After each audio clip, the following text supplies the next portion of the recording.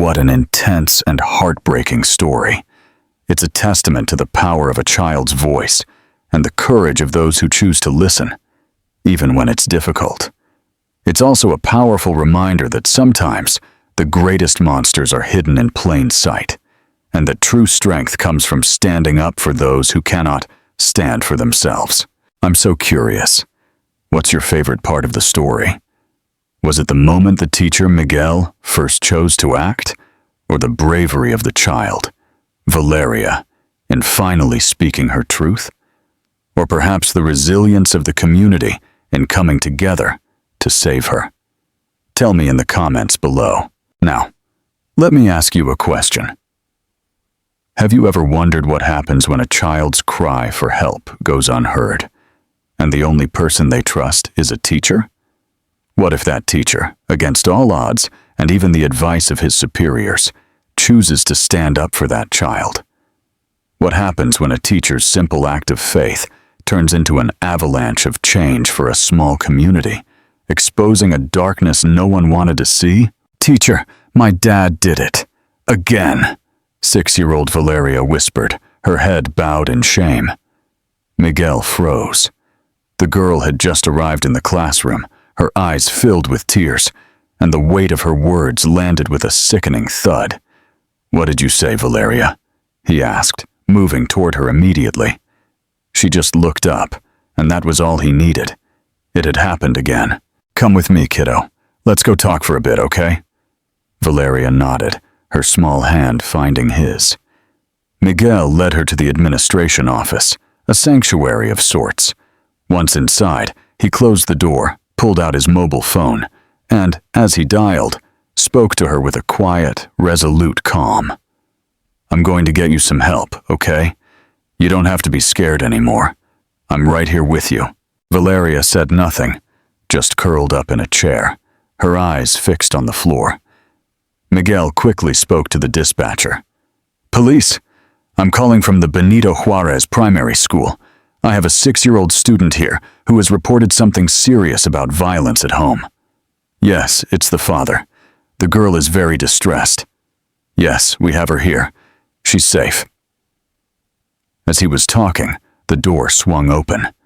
It was the school principal, Lucia, a stern look on her face. "Miguel, what are you doing?" she demanded, her eyes wide with shock as she saw the phone in his hand. "The assistant told me you took a child out of the classroom and you called the police?" Miguel covered the phone for a second. "She just said her dad did it again. She's crying. I'm doing the right thing. But are you sure you understood her? This could be a huge misunderstanding. Have you considered the consequences?" Miguel didn't answer. He turned back to the dispatcher, confirming the address and the girl's name. The principal crossed her arms and sighed heavily. "Are you going to put this school in the newspapers because a little girl is crying?" "The girl is scared, Principal. If something is really happening, and we do nothing," Miguel said, his voice firm, "that would be far worse." Half an hour later, a police patrol car arrived. 2 officers walked in. Miguel calmly explained everything. Valeria, timid and withdrawn, just nodded. A female officer crouched down to speak with her, trying not to scare her. "Do you want to tell me what happened, sweetie? It's all right. You're safe with us now." But before Valeria could answer, the principal returned, visibly irritated. "The school is operating. We can't let this turn into a circus." She was interrupted by a furious shout from the hallway. "What's going on here? Where's my daughter?" Everyone turned. A man with a wrinkled shirt and eyes blazing with fury stood in the hallway. It was Valeria's father. He strode in without permission, his eyes scanning the room until they landed on his daughter. When he saw the police, his tone changed. "What's this nonsense? You called the police over a tantrum? That kid is always making things up." Miguel stepped in front of Valeria. "Sir, your daughter is distressed. You need to calm down." "Don't you get involved with my daughter," the father yelled, jabbing a finger at Miguel's face. One of the police officers stepped forward and placed a hand on the father's chest, blocking his path. Sir, lower your voice. Any aggressive act will be taken as resistance. We're here to protect the minor and understand what's going on. Valeria sobbed in the corner, her face buried in her hands. Miguel's heart pounded, but he didn't break eye contact with the man. He knew then that behind her simple words was a dark truth, and from this moment on, nothing would ever be the same again. Valeria was a sweet child.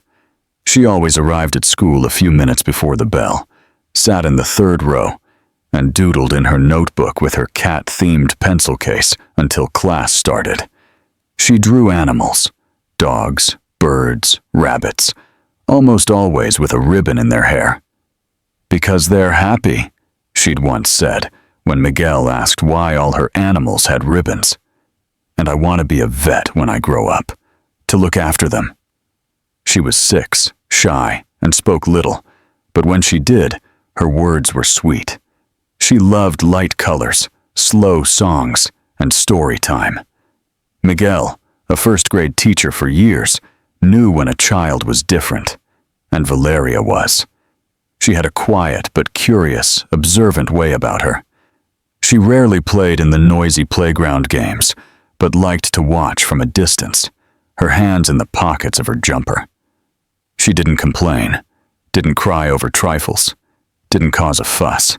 But that week, everything changed. On Tuesday, she arrived in a shirt that was too big, with sleeves that covered her hands. Her hair, usually in 2 neat braids, was loose and messy. She sat in her usual seat, but didn't draw. She just stared ahead, still, with her notebook closed. "Everything okay, Valeria?" Miguel asked, passing her desk. She nodded almost imperceptibly and pulled her sleeve over her hand. On Wednesday, she wore another shirt, even bigger. She seemed to want to hide inside it. She walked slowly, shuffling her feet. During reading time, she didn't even look at the book. At recess, she sat alone by the swings. On Thursday, Miguel approached her with more care. He took advantage of the free drawing session to talk to her. "What about your drawings, Valeria? Aren't you going to show me any today?"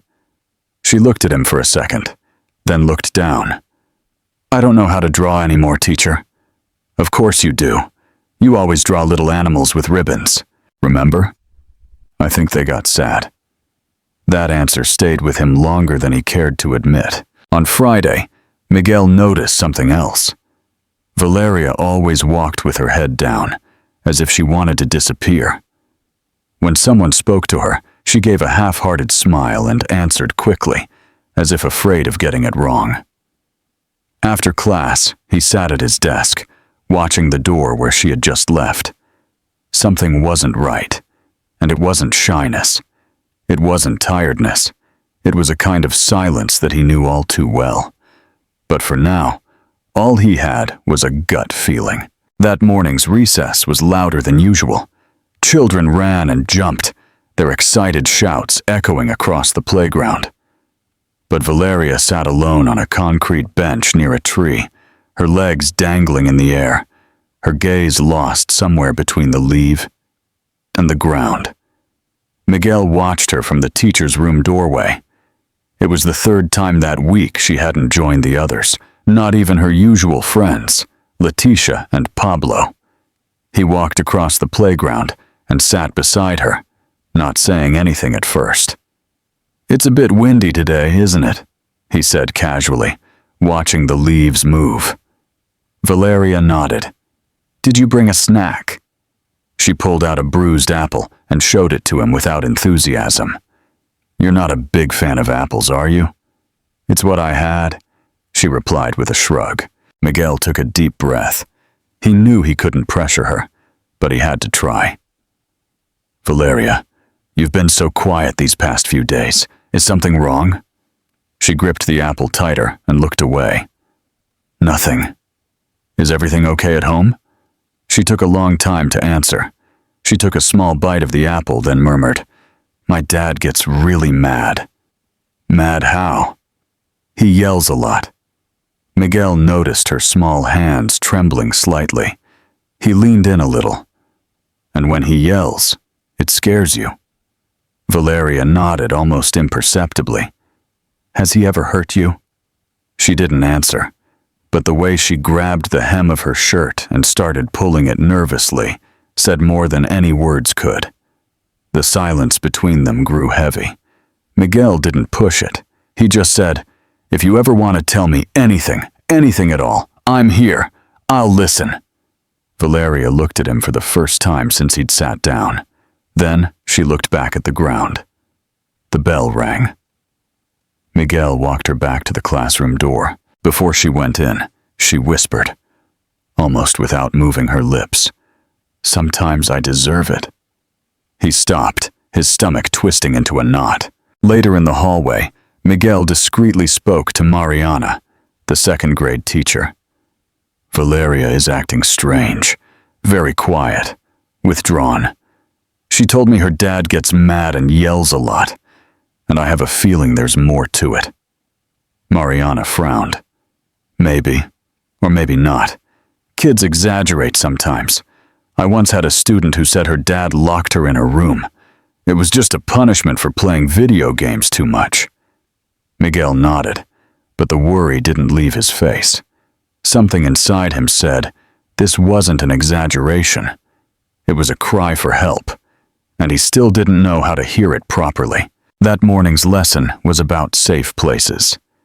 Miguel asked the children to draw a place where they felt safe, like a park, their room, or their grandma's house. The goal was simple, but it also served as an emotional gauge for the group. Valeria took a long time to start. While the others were coloring grass, blue skies, and happy puppies, she just held her pencil still. Only after she looked around and made sure no one was looking at her directly did she start to draw.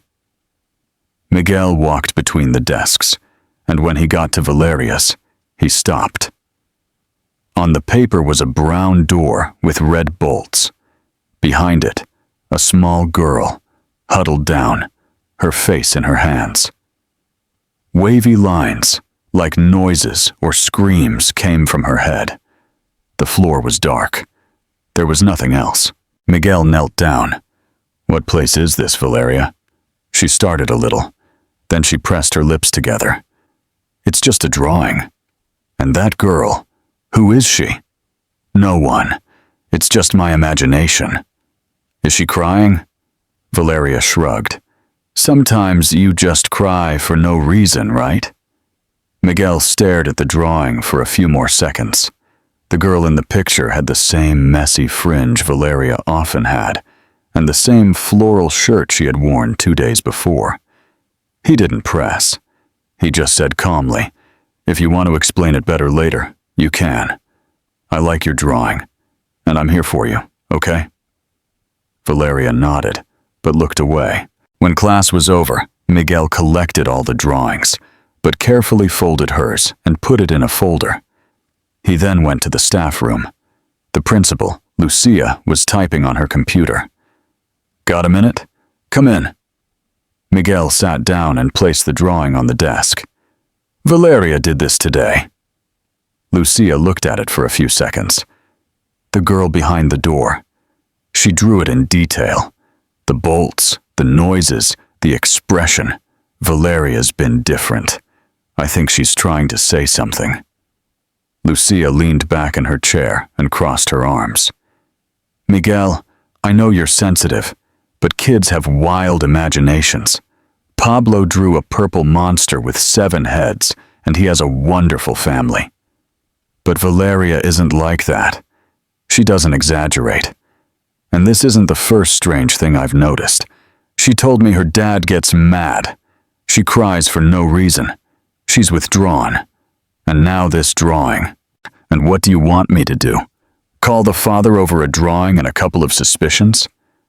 I want us to pay attention, to not dismiss this as kid stuff. What if it's true?" Lucia sighed. "Okay, I'll talk to the counselor. But let's take it slow, okay? No making a big deal out of it." Miguel nodded, but he left the room with a knot in his chest. Deep down, He knew that drawing wasn't just imagination. It was a cry for help. It was a hot day. The sun beat down on the playground, and most of the children wore t-shirts, but not Valeria. She came in wearing a thick, dark blue jumper with the sleeves pulled over her hands, her head bowed as if she wanted to be invisible. Miguel saw her from a distance, and it struck him as strange.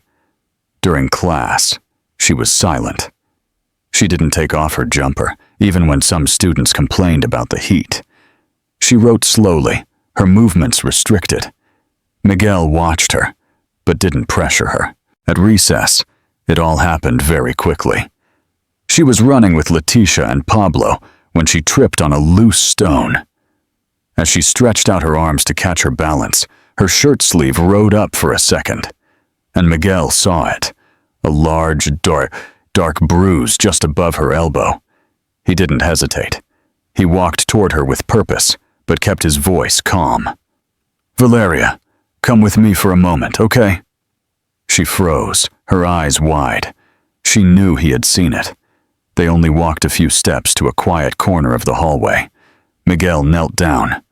"I saw the bruise on your arm. Tell me, what happened?"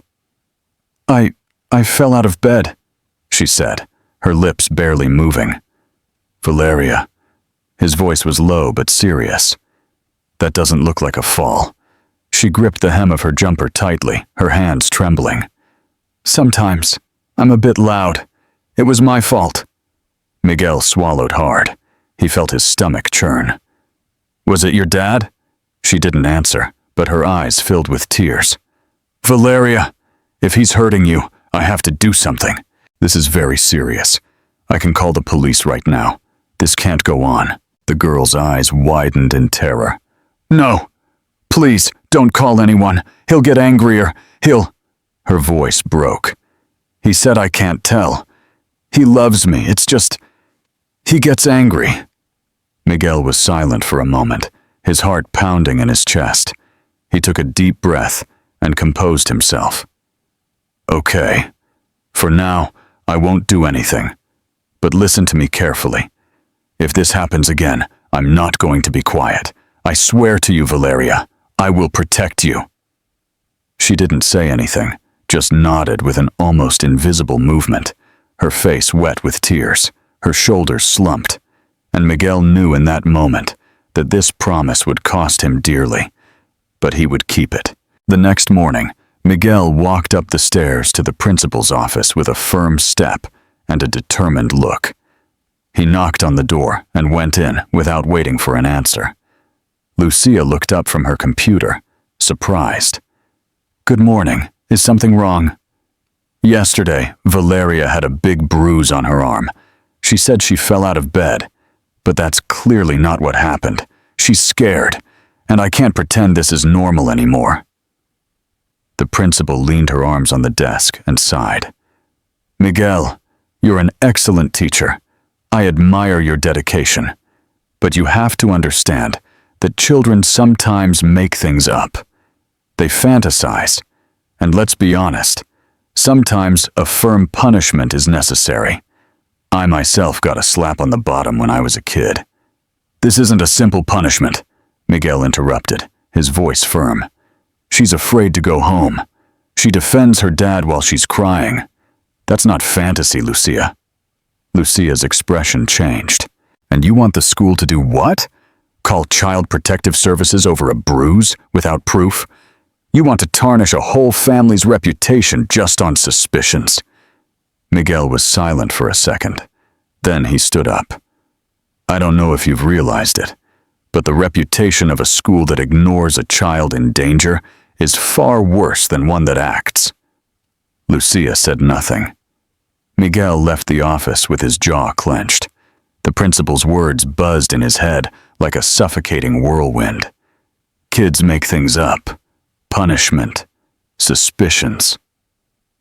Back in the classroom, he found Valeria sitting, hunched over, drawing something without color in the corner of her notebook.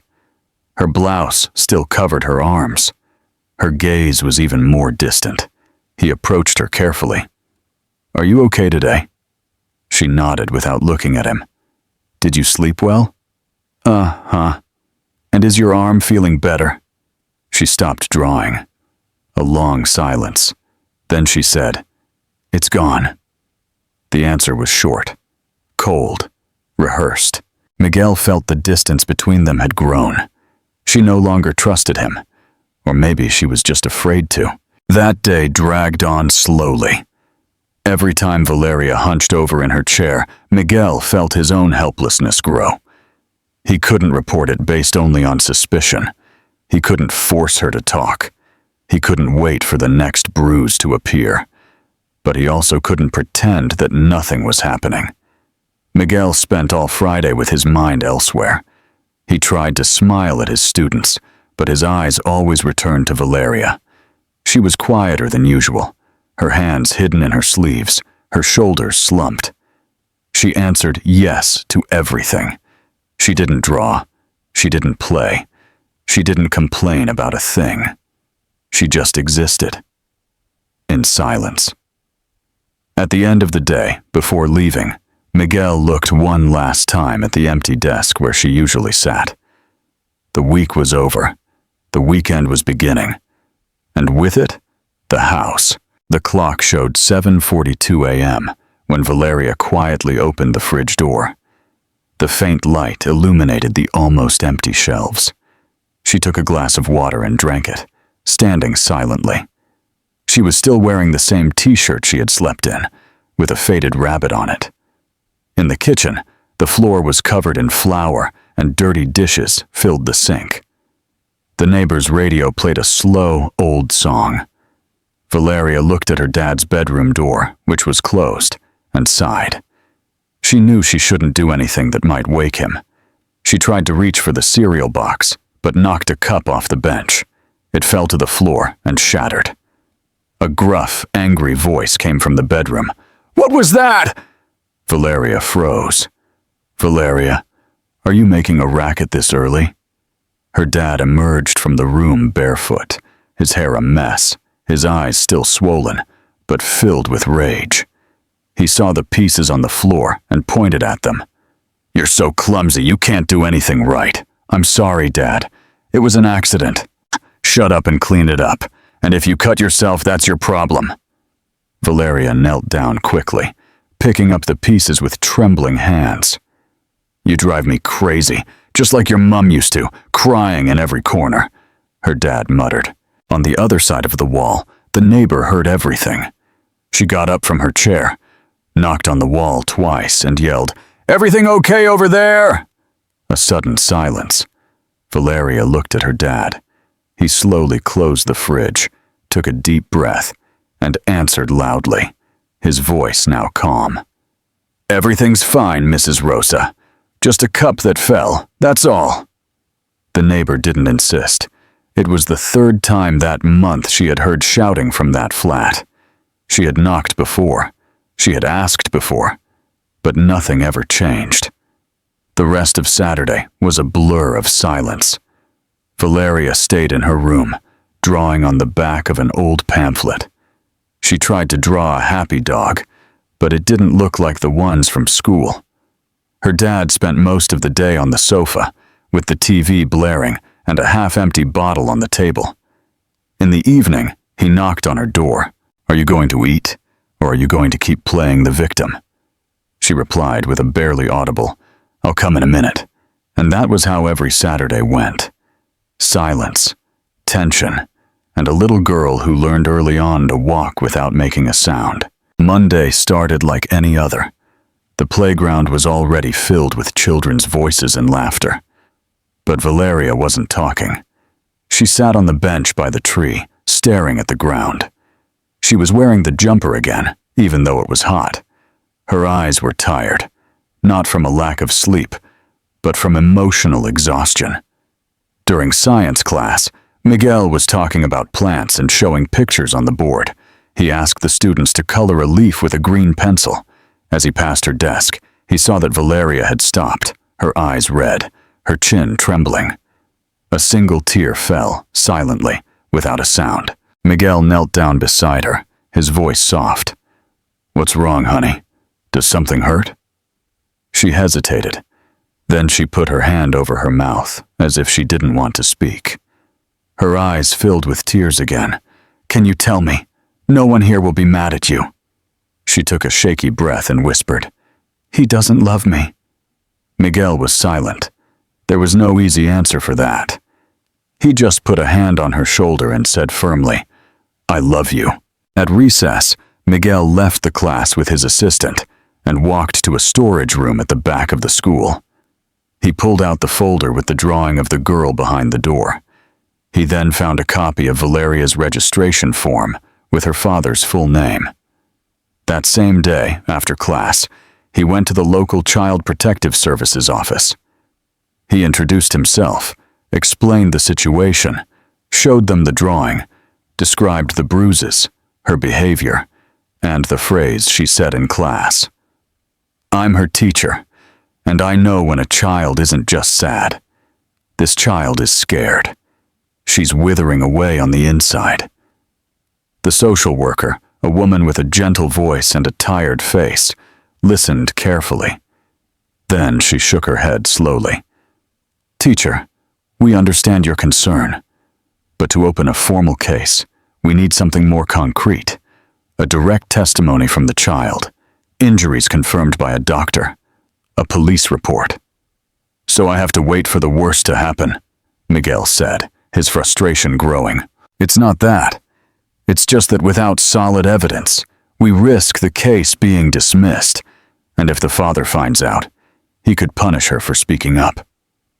Miguel clenched his fists. "She's already being punished. She just doesn't have the courage to tell us." The woman took down his details and said they would monitor the situation closely, but Miguel had the feeling they wouldn't do anything, at least not soon. The next day, he tried to talk to the principal again. He told her he had gone to Child Protective Services, that the situation was serious, that Valeria was becoming more and more withdrawn. Lucia crossed her arms. "You went without telling me." "I went because she needs someone to act. What if this is all a misunderstanding? What if this ends up in a lawsuit against the school? What if it ends in a tragedy?" he retorted, his voice louder than he intended. Lucia didn't answer. That week, Miguel walked the hallways with a heavy heart. He felt uncomfortable looks, whispered comments. The school seemed divided between those who thought he was overreacting and those who were afraid to get involved. And in the middle of it all was Valeria, always sitting in the same spot, drawing without color, her eyes hollow, her voice more and more distant. It was Wednesday. The classroom was quiet. The students focused on a free writing activity. Miguel walked between the desks, observing each one, trying to hide his exhaustion. Valeria, as always, kept her head down. She was still wearing the long-sleeved shirt, her pencil moving slowly as if each stroke was a struggle. Miguel noticed she wasn't writing. She was drawing. As he passed her desk, Valeria stopped and, with a shy movement, handed him a folded piece of paper. She didn't say a word, just handed it to him and went back to her notebook as if nothing had happened. Miguel took the paper and walked back to his desk. He carefully unfolded it. In the center of the page was a pencil drawing, a simple four-legged table, and a girl huddled underneath it. Long hair, hands over her ears. To one side, a larger figure, its face furiously scribbled out, with jagged lines around its head, as if it were screaming. Above the drawing, in shaky letters, was written, "When he comes home." Miguel's stomach dropped. He stared at the paper for several seconds. He knew this wasn't just art. It was a confession, a silent plea. After class, with the hallways now empty, he went to the principal's office and walked in without knocking. Lucia was organizing papers. When she saw Miguel with the drawing in his hand, she sighed. "Another drawing?" "It's not just a drawing," he replied, placing the paper on her desk. "Look at this." She took the sheet and looked at it in silence. Slowly, her expression changed. Her stiffness gave way to contained doubt. "She gave you this today?" "Just like that." "She folded it and gave it to me." She didn't say a word. Lucia leaned back in her chair, her gaze distant. For the first time, her certainty seemed to waver. What if it's true?" Miguel didn't answer. He just stood there, watching her, waiting. Lucia took a deep breath. "Okay, we'll keep a closer eye on her. Tomorrow, I'll go into the classroom myself. I'll stay for a while. Or maybe I'll talk to her. One more day, Lucia. But if she says anything else, I'm not going to wait any longer, and neither should you." She nodded in silence. Miguel left the office with the folded drawing in his pocket. On the outside, he was calm. On the inside, he knew it. Valeria was asking for help, in a soft voice, with small steps, but getting clearer all the time. And the question that had been with him since the beginning came back with more force. Would the adults continue to pretend it wasn't their problem? Valeria arrived at school before the bell. Her eyes were red and hollow, her face pale. She walked with short, slow steps, as if carrying her own body was a great effort. "Valeria?" Miguel asked, kneeling down. "Everything okay?" She nodded, but her eyes said otherwise. "What happened?" he asked in a low voice. Valeria didn't look up. She just murmured, her voice breaking. "Teacher, my dad did it again." The classroom fell silent. The confused students stopped writing. Miguel's stomach turned to ice. It was the same phrase from days ago, but this time there was no doubt, no hesitation. "Come with me," he said firmly. He got up and asked his assistant to stay with the class. He led Valeria to the administration office. She walked as if in a daze, her face wet with tears, her arms crossed over her chest. Miguel sat her in a chair. He picked up the phone and dialed.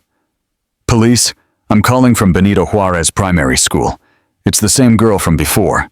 She just said, crying, that her dad hurt her again. Please, send a patrol car. It's urgent." Lucia appeared at the door, her face a mask of worry. Miguel just nodded. She looked at Valeria for a moment, then at the phone in his hand. She said nothing. Less than 20 minutes later, the patrol car arrived. 2 officers came in. Miguel explained what he had heard, how the girl had arrived, what she had said. A female officer knelt down in front of Valeria. "Valeria, it's okay if we talk for a bit." Valeria didn't respond. She was hunched over in the chair, her face hidden in her hands. She was shaking, but nothing was more tense than what came next. "The father is on his way," one of the officers announced. 10 minutes later, a shout echoed down the hallway. "What's this nonsense again?" It was him. He arrived, sweating, his shirt wrinkled, his eyes blazing with fury. He walked into the room without permission, just like the first time, but even more aggressive now. "Where is she? What lies are you making up now?" "Sir, calm down," the officer said. "Don't you touch my daughter," he yelled, pointing at Miguel. "You're manipulating her, aren't you?" Miguel took a step forward. She spoke, crying, on her own. No one put words in her mouth. "It's a lie. A lie. That girl is as dramatic as her mother." Valeria, in the corner, made herself even smaller. Her crying turned to soft sobs, her face hidden in her knees. The Child Protective Services agent positioned herself in front of her. "Sir, you'll have to come with us." "I'm not going anywhere," he yelled, his voice rising even more. The male officer approached. His demeanor changed. "If you don't cooperate, you'll be arrested for contempt, and you'll be taken to the station anyway." The father backed up a few inches, but inside he was boiling. Valeria, watching the scene from between her arms, was shaking as if caught in an earthquake. Miguel looked at her, and as much as the police presence brought some relief, What hung in the air was not peace. It was a collapse. The moment when everything ignored for too long finally exploded. The patrol car drove away from the school under the watchful eyes of teachers, staff, and some parents who already knew, or at least guessed, what was happening. In the back seat, Valeria sat next to the Child Protective Services agent, in silence. She stared out the window, her eyes red and her face pale. In the car ahead, her father was handcuffed, furious, yelling that it was all a setup. Miguel watched the scene from the pavement, his arms crossed. Only when the vehicles disappeared down the street did he feel his legs start to tremble. He went back into the school in silence. In the principal's office, Lucia was on the phone with the education department. She was trying to keep her voice steady, but her nervousness broke through the pauses. Yes, the police took them both. The girl is with Child Protective Services. No, there was no formal resistance. Yes, it was the teacher, Miguel, who reported everything. Miguel walked through the open door without a word. Hours later, the city was already talking about the case. Rumors spread faster than any official statement. Teacher reports father for abuse. 6-year-old girl removed from school. Accused father denies everything. WhatsApp groups were full of questions and different versions of the story. In the apartment building where Valeria lived, there was a flurry of activity. Police returned to speak with neighbors. Mrs. Rosa, the lady from apartment 302, was the first to testify. I heard shouting. Yes, I've knocked on the wall. I've asked if everything was okay, but I never knew for sure what was happening in there. The girl was so quiet, always looking down. The neighbor from 401, on the other hand, was more evasive. Look, I didn't see anything. The father has a temper, sure, but I never saw him lay a hand on her. Sometimes kids make things up for attention, especially when they lose their mom so young, right? Other similar testimonies were heard. Some confirmed the tense atmosphere. Others were doubtful. Everyone had opinions, but no one had proof. At the police station, Valeria's father gave a formal statement. He denied everything. He said his daughter was easily manipulated, that the teacher was making things up, and that he only gave her a small tap when she needed it. He denied hitting her and claimed the bruises were from playing or falling. Valeria, for her part, was seen by Child Protective Services psychologists. She was withdrawn. She didn't respond clearly. She avoided eye contact. At times, she just drew in silence. She showed no new injuries, only the old bruises, which were already healing. That complicated everything. At the end of the day, Miguel sat alone in the empty teacher's lounge. He stayed there for almost an hour, without saying a word. He felt a lump in his throat that wouldn't go away. He mentally replayed every sign he had seen, every day he had thought about acting, but had doubted himself. The guilt was heavy. Lucia gently knocked on the door. She came in with an envelope in her hand. The department is sending a follow-up team and has asked for a full report of your actions. I should have done it sooner, Miguel said, without looking at her. You did it now, and maybe that saved that little girl's life. Miguel shook his head. He didn't feel relieved, only exhausted. The story was no longer in the classroom. It was now in the hands of institutions, reports, and deadlines. But what hurt the most was knowing that, even after everything, Valeria's pain still had to be proven to be taken seriously. 2 days after the intervention at the school, the case was in the hands of the public prosecutor's office.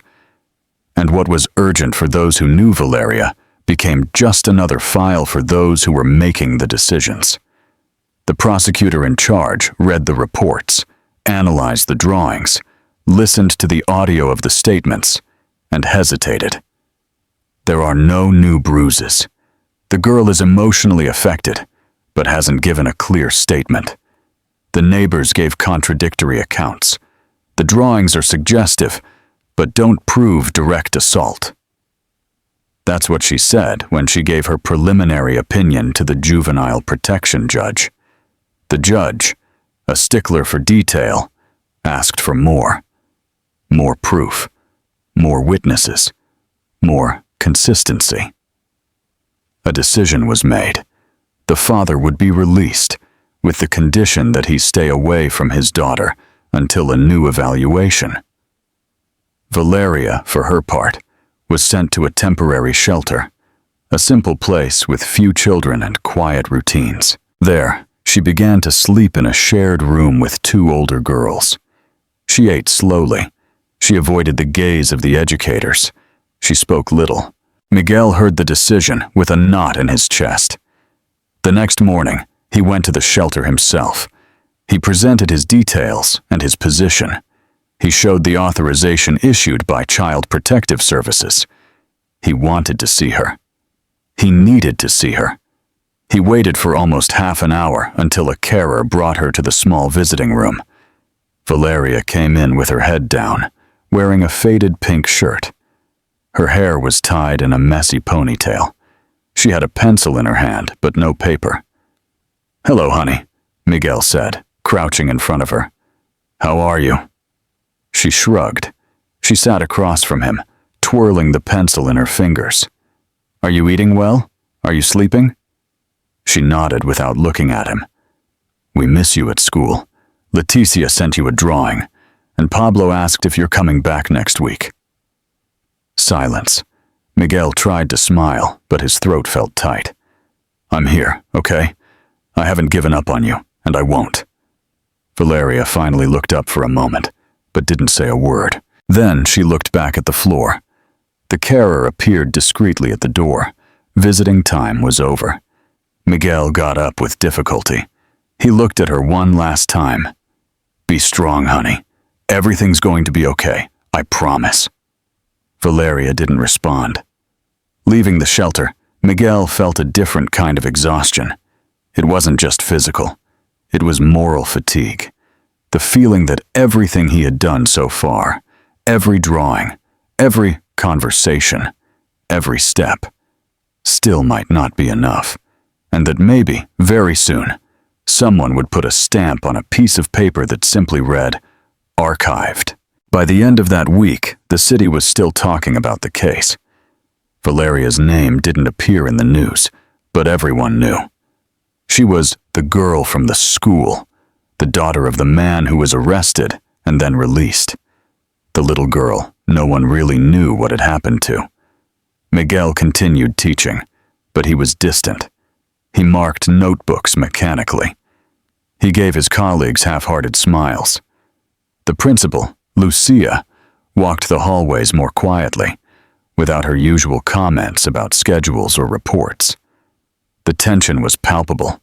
On Friday afternoon, the phone of the regional director rang. On the other end of the line was the voice of an older woman, shaky but determined. "I'm the girl's neighbor, the one from 302. For a while now, I've been hearing shouting, insults, horrible things. I recorded it without knowing if I'd ever use it. But now I think she needs me too." Mrs. Rosa, tired of carrying the guilt of hearing everything and doing nothing, decided to speak. The recording was almost 4 minutes long. It started with muffled noises, things falling, heavy footsteps. Then came the words, "Shut up, Valeria. I already told you not to touch that. Don't make me teach you how to fix things." Then, quiet, contained crying. "You think you can do whatever you want? I'm your father. I'm in charge here." The audio file was delivered directly to the police station. In less than 2 hours, it was in the hands of the public prosecutor's office. The prosecutor, who had doubted the case days earlier due to a lack of physical evidence, now listened with her eyes closed. When the audio ended, there was no longer any doubt. The threat was real. The violence was real. The neglect, too. With this new evidence, the case was reopened. The judge ordered urgent measures. Valeria's father, still out on conditional release, now had a new arrest warrant. The school was notified again. And this time, Lucia didn't hesitate. She called a staff meeting, asking for everyone's cooperation with reports. She handed over Valeria's drawings that had been kept. She even offered to testify herself. At the end of the day, Miguel was called into her office. He found her sitting at her desk with a tired look and a folder of documents in front of her. "I was too hard on you," she said bluntly. "I thought you were overreacting, but you weren't." Miguel just nodded. "What matters is that now she has a chance, and that you didn't let this go. Thank you for insisting." He didn't respond right away.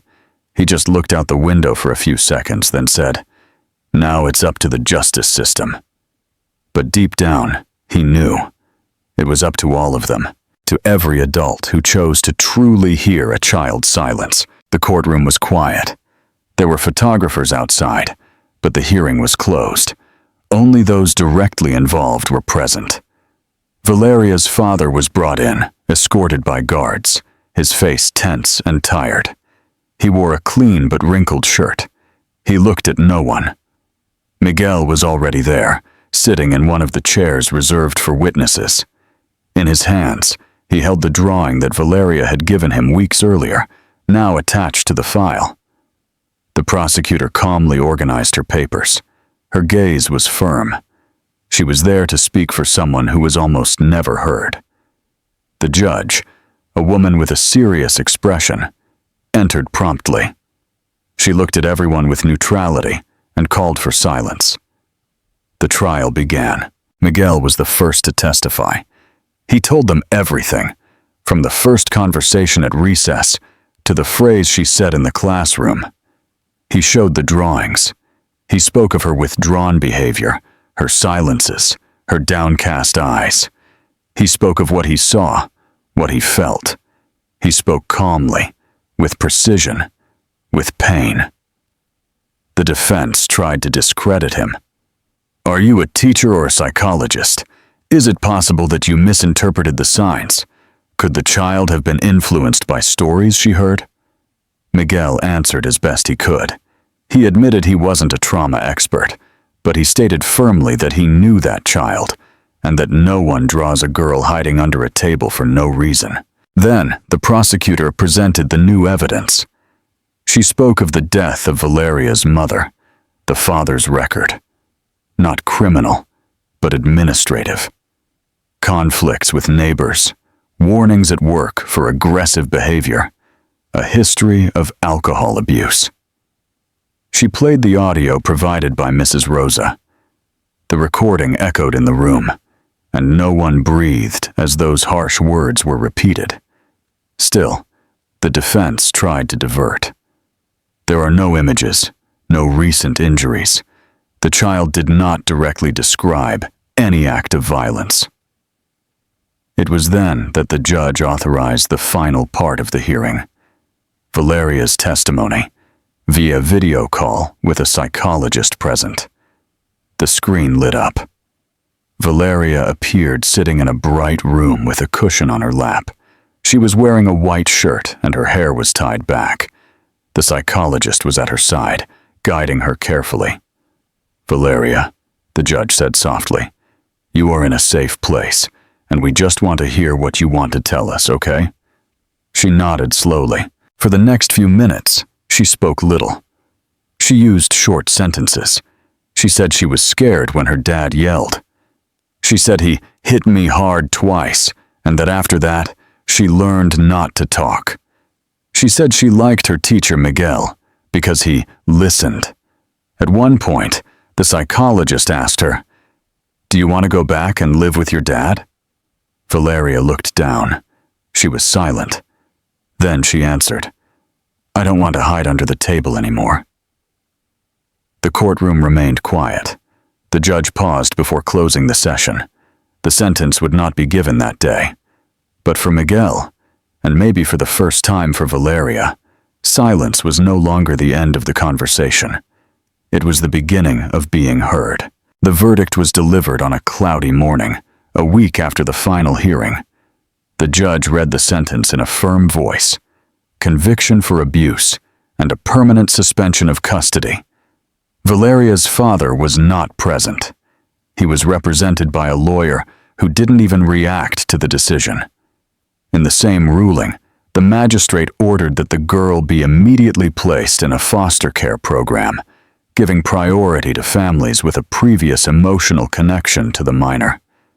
Miguel was in the Child Protective Services office when he received the call. "Teacher, this is Dr. Carla from the Public Prosecutor's office. The judge accepted the recommendation. You and your wife can formalize the provisional custody application. Valeria will be placed with you if you are still willing." Miguel didn't respond immediately. It took him a few seconds to contain his emotion. Then he just said, "We're ready." That night, he and his wife Roberta fixed up the guest room. They took out boxes, cleaned drawers, and folded clothes they had saved from previous charity drives.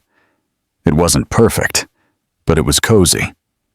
On the weekend, they went to the shelter to pick her up. Valeria was waiting for them at the entrance, sitting with the coordinator.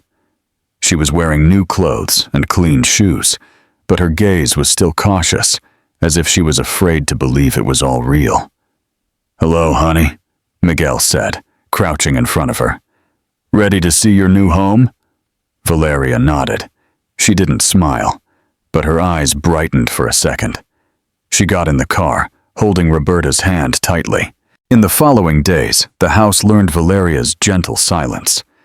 She still spoke little, but she asked for water, asked where the soap was, and drew every night before bed. Miguel saw how her drawings changed.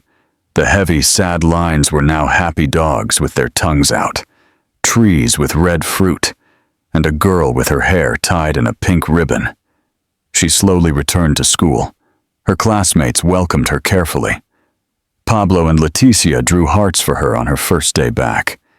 Miguel was no longer her direct teacher. He had asked to step away from the classroom for a while, but he followed every detail of her life closely.